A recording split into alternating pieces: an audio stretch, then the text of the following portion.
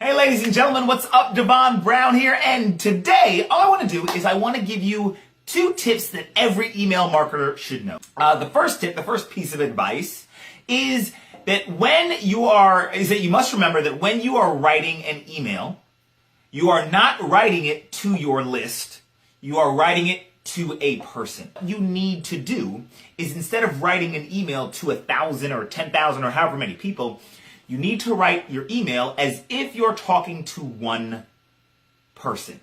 There's a saying that says, and I'm going to screw it up, but it's something to the effect of, if you're trying to sell to everybody, you're going to sell to nobody.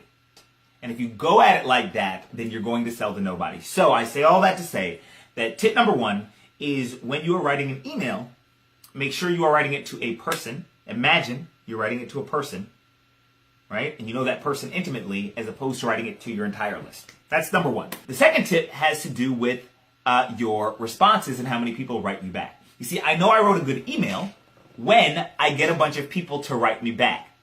I know that I did a good job when I send an email and people write me back, right? And sometimes, mind you, the response is great. And sometimes the response is bad.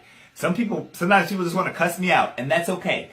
If I get a lot of responses back, and if you get somebody who's got to stick up their ass and they write you something mean, don't stress out about it too much. Don't get your panties in a wad. It's all good. Reply back.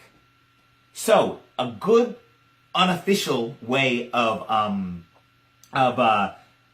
knowing whether or not you wrote a good email is to see how many people actually write you back. Okay? So those are the 2 things that I want you to remember. Number 1, when you're writing, write to a person, not your entire list. And number 2, a good metric, if you will, that's kind of an unofficial metric, to know if you're writing good emails or not, is how many people actually take the time to write you back and respond to what you wrote. And as a little bonus tip that I just now thought of, one of the questions people say, well, Devon, if somebody writes me back, should I respond to them? Well, yeah. You're a human being. I mean, if they write something mean, don't worry about it. Don't waste your time on it too much. Just ignore them, right? Sometimes I'll get a little fire up my behind, and I'll be like, I'll write them something mean, but whatever. But don't do that. It's not a good idea.